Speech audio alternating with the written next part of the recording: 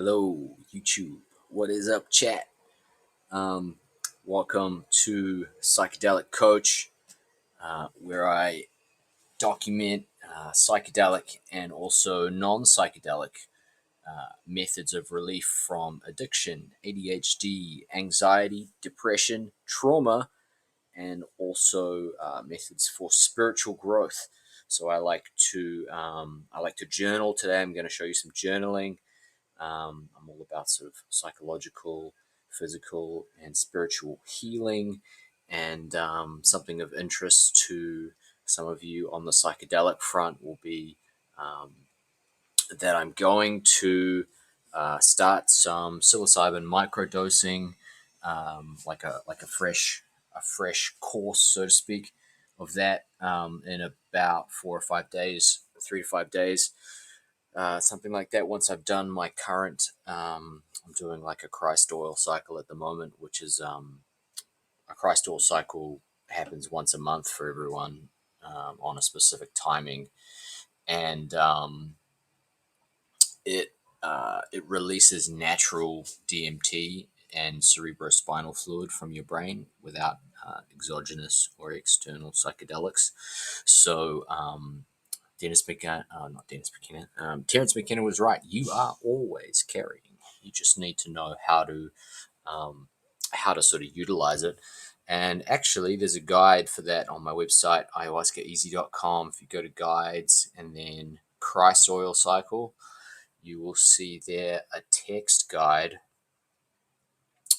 um, or there's a bunch of information here about what it is, what it does. So, in terms of physical benefits, cerebrospinal fluid is really useful for your nervous system. It also, because it releases DMT, it also does a bunch of spiritual things. So healing, purification, spiritual awakening, psychic connections, etc. So check that out. And then up the top here, there's actually a course which will run you through how to do all that stuff. So this is supposed to be a video about journaling, but I just thought I'd mention that because I'm actually in one of these cycles at the moment, based on my astrological house in the Sidereal calendar. And so I'm just doing one of these at the moment. And yeah, they work really well for increasing psychic connections and healing physically and developing spiritually. So anyway, but today is supposed to be about journaling. So let's go back to my page on journaling. And so this is the second day of a new 66-day cycle. I journal in 66-day cycles. So this is cycle 2. And yesterday I had a journal entry, which is this. And basically I want to show you an example of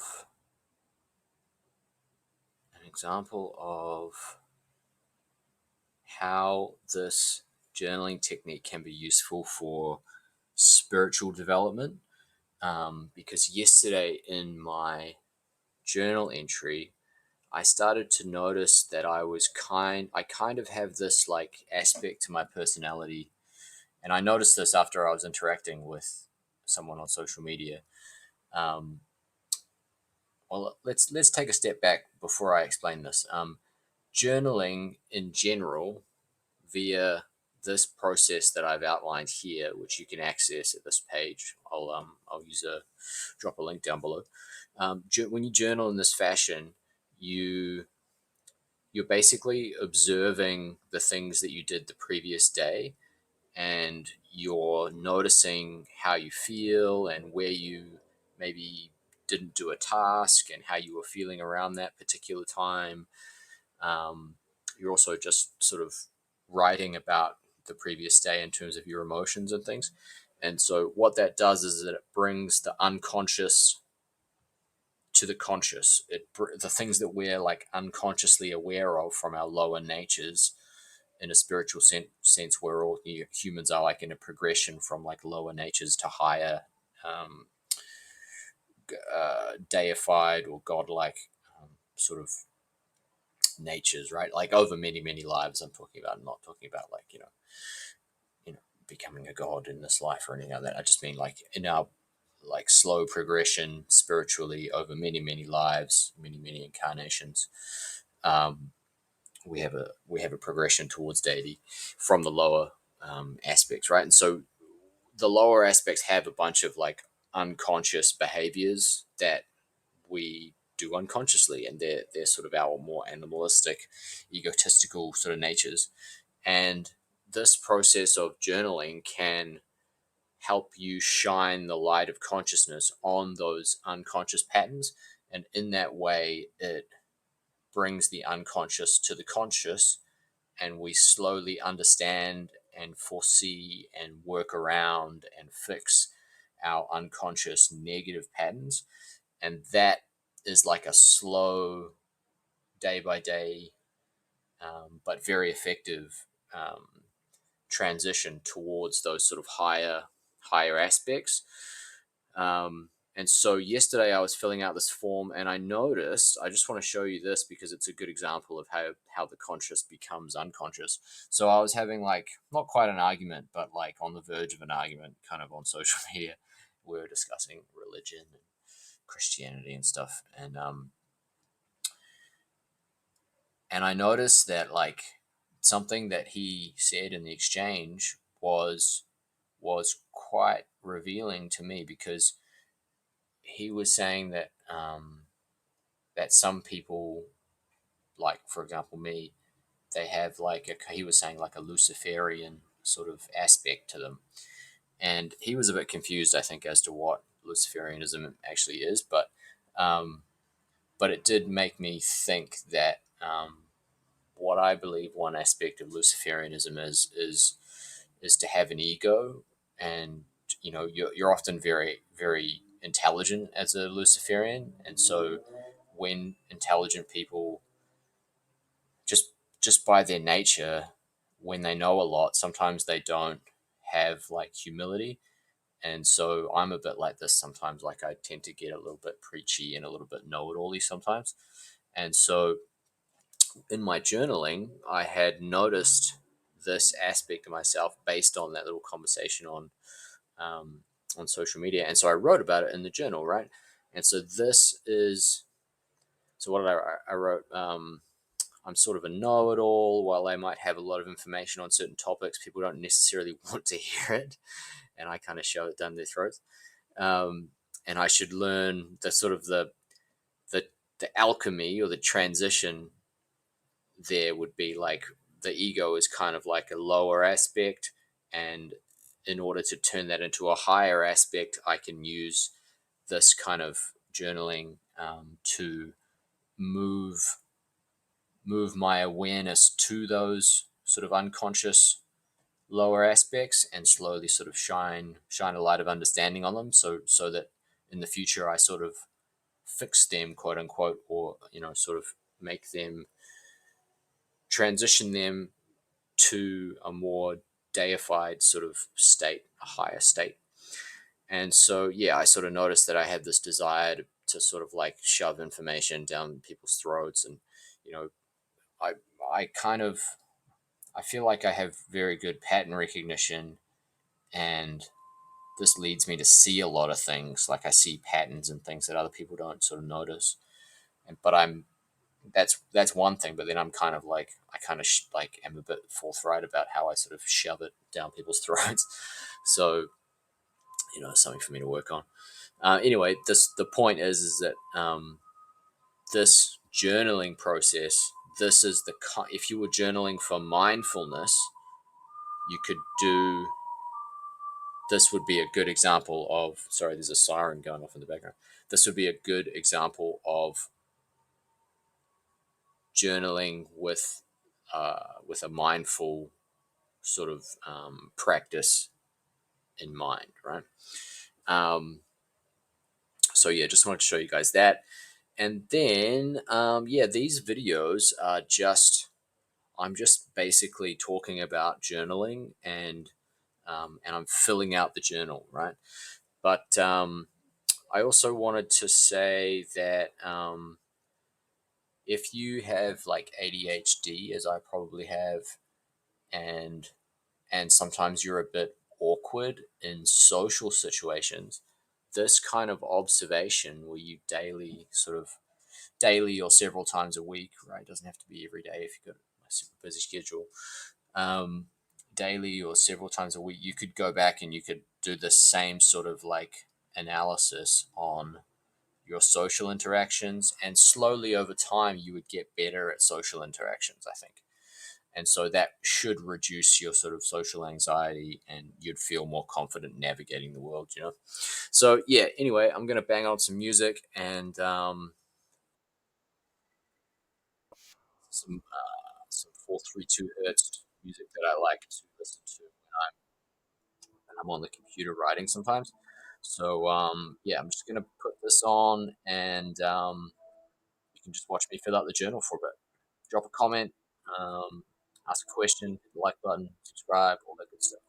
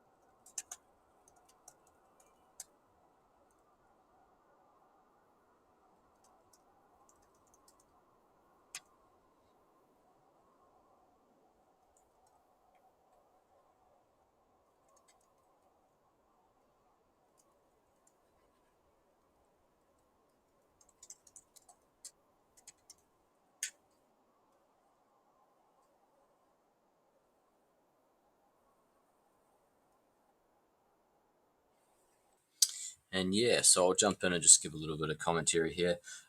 That's basically what I do every day for 66 days. And so I fill it out here. And then if I want to go back and read what I wrote in previous days, it's just got a little link there to what I wrote. And you guys can use this as well, actually. I'll drop this in a link below, but you can, if you want to make an account on my site and then use this method, you can. It's free, and it's just broken up into phases and instructions there. So the first week or 5 to 7 days, I just observe. So this is just observing what I'm doing.